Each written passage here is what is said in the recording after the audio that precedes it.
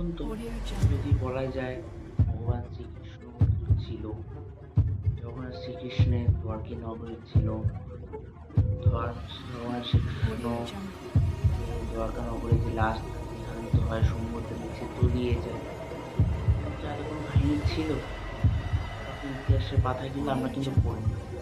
সেগুলো সব মিথ্যে। ইতিহাসে যেটা থাকে সেটাই কি শুধু সত্য, বাইরে কিছু আর কিছু নেই। দ্বারকা নগরে সমুদ্র তলিয়ে গেল, ধ্বংসাবশেষ সমুদ্র থেকে পাওয়া একটা সবই মিথ্যে, একটা কাল্পনিক। আদৌ কি কোনো মহারাজার নগরী ছিল? নমস্কার বন্ধুরা, সবাইকে স্বাগতম। মহাভারতের যুদ্ধ শেষ হলো। যুদ্ধ শেষ হওয়ার পুরো একদম যে যুদ্ধ, মহাযুদ্ধ ছিল, যা 18 দিন ধরে যুদ্ধ চললো, প্রচুর ধ্বংসাবশেষ হলো, প্রচুর মানুষ মারা গেল, পাণ্ডব বাদ দিয়ে বাকি সবই শেষ হয়ে গেল। যুদ্ধ শেষ হয়ে যাওয়ার পর গান্ধারীর কাছ থেকে শ্রীকৃষ্ণ অভিশাপ দ্বারকানগরীতে ফিরে আসে।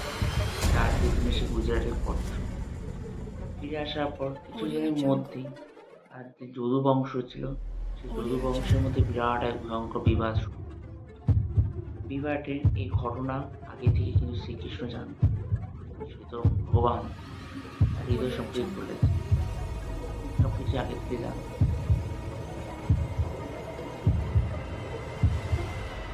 শেষ পর্যন্ত তাহলে যদু বংশের সেই ধ্বংস হয়ে গেল, পুরো বংশ। সেইবার এটা নিয়ে আগে চলবে। শ্রীকৃষ্ণ যখন তার যে যদু বংশের মধ্যে যখন বিবাদ শুরু হলো, ভাই ভাইয়ের মধ্যে অশান্তি, অনেক কারণ। তো রাজা হওয়ার জন্য, কেউ কি সম্পত্তি নিজের অধীনে রাখার জন্য, তাদের মধ্যে যে ভালোবাসা ছিল সেটা ধীরে ধীরে নষ্ট হতে শুরু করে। কেউ কাউকে সহ্য করতে পারছে না, হিংসায় ভরে গেছে। স্বাভাবিক, যত দিন যায় মানুষের মধ্যে হিংসা বিভেদ তত কমে আসে। এর মধ্যে একদিন শ্রীকৃষ্ণ সেই বনের মধ্যে চলে গেল, গিয়ে রাতের মধ্যে সে নিশ্চিন্তে শুয়ে গেল। সে বাঁশি বাজাচ্ছে, হঠাৎ করে বাতাসের মধ্যে দিয়ে একটা কাটা শব্দ, চিন কাটা শব্দ হলো।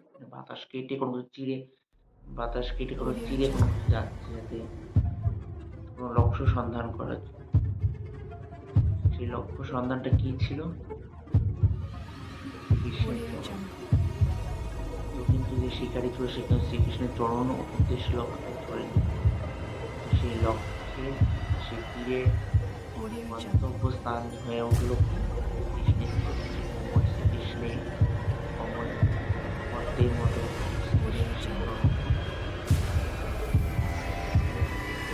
শিকারী জানতে পারি এই কথা, কি অপরাধ, পাপ। শ্রীকৃষ্ণ বলে, কোনো পাপ করুন, হওয়ার ছিল সেটাই হয়েছে, আমার নিমিত্ত মাত্র। এইবার শুরু হলো আসল ঘটনা। কি আসল ঘটনা? শ্রীকৃষ্ণ তো তার দেহ ত্যাগ করলো, দেহ ত্যাগ করে হিন্দু শাস্ত্র অনুযায়ী তার দেহ অন্তঃসংস্কার করা হলো, শ্রীকৃষ্ণ বৈকুণ্ঠে ফিরে গেল। কিন্তু দেহের কি সমস্ত অংশ কি অগ্নিতে ভস্মীভূত হয়ে গেছিল, তাই পরিণত হলো? না, কিন্তু দেহের একটা কোনো অংশ নাকি শ্রীকৃষ্ণে অগ্নিতে ভস্ম হয়নি, অর্থাৎ অগ্নিতে আহ হয়নি। সে অংশটা কিন্তু আগুনে দেওয়ার সত্ত্বেও, দেহ যখন আগুনে দেওয়া হলো, চিতা জ্বালানো হলো, তারপর কিন্তু ওই অংশটা কিন্তু সেই একদম ঠিকঠাক একদম ছিল। কি সে অংশ? ঐশ্বরিক কি যে অংশ ছিল, যেটা আজ পর্যন্ত এখনো রয়েছে। সেই অংশ, সেটাকে হিন্দু শাস্ত্র অনুযায়ী বলা হয়, সেটা হচ্ছে শ্রীকৃষ্ণের হৃদয়। আমাদের যেমন হৃদয় আছে একটা পাঞ্জার সাইজে, শ্রীকৃষ্ণ একটা হৃদয় ছিল, সেই হৃদয়টা কিন্তু অগ্নিতে ভস্ম হয়নি, এটা কিন্তু ছিল ঠিক। সেই ঐশ্বরিক পদার্থ বলুন, হৃদয় বলুন, সেইটা আমরা কোথায় এখন দেওয়া আছে? আমাদের শ্রীক্ষেত্র জগন্নাথ দেব, তার মধ্যে সেটা এখনো বিরাজ করছে এবং সেটাই হচ্ছে শ্রীকৃষ্ণের প্রাণ। এখনো ধকধক করে। স্টেথোস্কোপ যদি কানে দিয়ে আমরা শুনি তাহলেও সেই হৃদয়ের যে স্পন্দনটা, সেই এসি যে স্পন্দন সেটা আমরা এখনো শুনতে পারবো। আজও সেই শতাব্দী শতাব্দী ধরে সেই স্পন্দন কিন্তু এখনো শোনা যাচ্ছে। সে চমৎকার এক ঘটনা, এক মানে অবিশ্বাসনীয়। আমিও দেখিনি, আপনিও দেখিনি, কিন্তু আমাদের হিন্দু শাস্ত্র অনুযায়ী যেটা আমাদের মানুষের বিশ্বাস ধর্ম অনুযায়ী।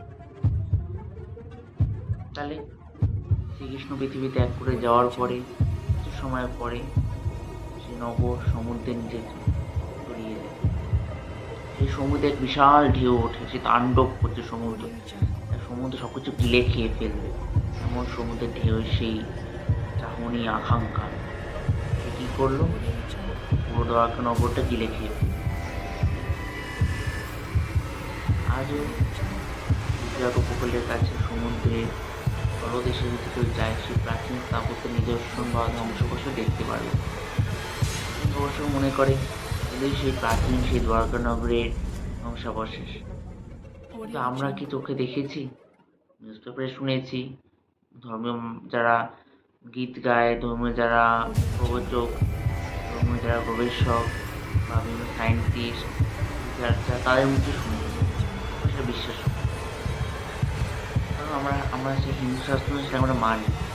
আমাদের মহাপ্রভু শ্রীকৃষ্ণ ছিল, প্রবচন যেমন ছিল, তার গীতা যে প্রবচন আমরা গীতার বইয়ে পড়ি এখনো, তেমনি তার সেই বিরাট সোনার নগরী দ্বারকা নগরীও ছিল। তার এক নিদর্শন আছে বলে আমরা দাবিও করি, আর সেটা আজও আমরা মনে করি প্রমাণিত হয়েছে যে আমরা যখন সমুদ্রের নিচে, গুজরাটে যখন কচ্ছের এলাকা, উপকূল এলাকায় সমুদ্রের নিচে যখন যাই, তখন সেরকম ধ্বংসাবশেষ দেখতে পারি। তাহলে আমরা মানতে পারি যে এখনো আছে দ্বারকা নগরী, তার ধ্বংসাবশেষ আছে এবং একসময় সেটা ছিল, যেটা সমুদ্রে তলিয়েও গেছে। তার আমাদের কাছে স্পষ্ট প্রমাণ আছে। তাহলে শ্রীকৃষ্ণের জীবনে শুধু কি অলৌকিক ঘটনাই ভরা?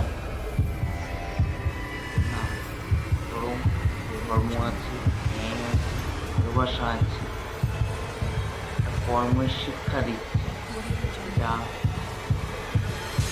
আমাদেরকে প্রতিনিয়ত যে জীবনে আমরা চলছি, প্রতি পদে পদে প্রত্যেকটা স্টেপ পেয়েছে জীবনে, তার সাথে কিন্তু সেটা ওতপ্রোতভাবে জড়িত। তাহলে তার জীবনের যে শেষ অধ্যায় আমাদের শেখায়, জন্ম যেমন সত্য, মৃত্যুও তেমন সময় পরিবর্তনের সত্য। কিন্তু তার জীবনে কি শুধু রহস্যই হয়তো চিরকাল সেই রহস্যই থেকে যাবে? কিন্তু তাই মনে করে রহস্য কি আদৌ সম্পূর্ণ উন্মোচিত হবে? কমেন্টে আপনার মতামত জানিয়ে দিয়ে যাবেন। ভিডিওটা ভালো লাগলে অবশ্যই শেয়ার, লাইক, কমেন্ট করুন, অথবা শেয়ার করুন, যাতে কোনো মানুষের মনে যদি এই নিয়ে সংশয় থাকে, কোশ্চেন থাকে, কমেন্টে জানান। মানুষের মধ্যে চর্চা হবে, চর্চা হচ্ছে দয়া করে রহস্য একদিন উন্মোচিত